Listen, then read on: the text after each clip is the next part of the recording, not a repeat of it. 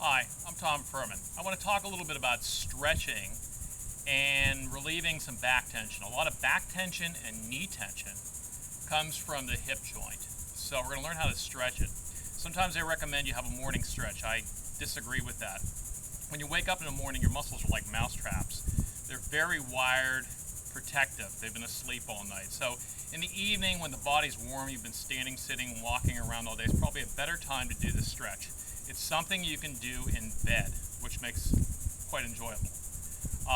The hip joint, biggest amount of muscle mass is around the hips.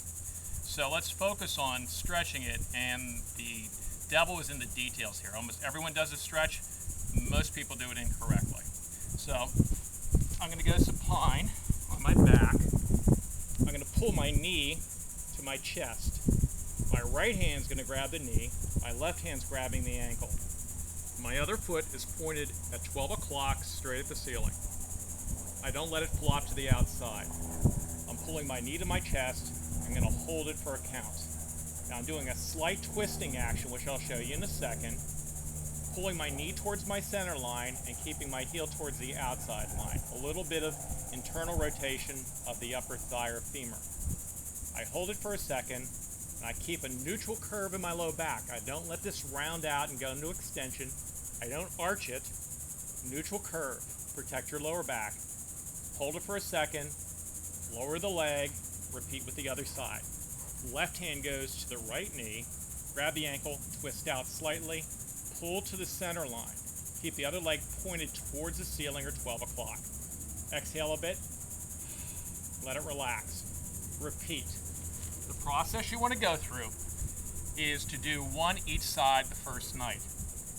Then add one every night, up to 15. 15 per side. After that, you can keep that the rest of your life. This is something you want to do before you go to sleep. It'll relieve a lot of the tension in the hips, low back. By keeping one leg straight, you're stretching the front of the thigh. By pulling the knee to the chest, you're stretching the back, the gluteus mass here. Most people do it incorrectly. The angle of their knee, they'll go pull to the outside. That's not what I'm looking for. They'll pull to the shoulder. I want it to the center line. So you're going to lock your toe up.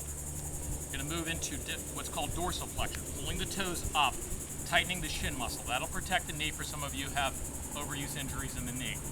You pull the knee towards the center line slightly and pull it into the body. Then you get some stretching in the outer side of the gluteal muscle, piriformis muscle, and so forth. It will even affect the IT band on the outside. You'll feel some nice stretching in there. Just holding it for a second, relaxing that breath, and exhaling. Repeat on both sides. But that's the angle you want. You don't want the angle out here like everyone does in every exercise class on the planet. It's center line. Pull across with the knee. You'll feel some resistance in there because this muscle is probably going to be tight. So if you have any more questions about this, contact me at tomfurman.com.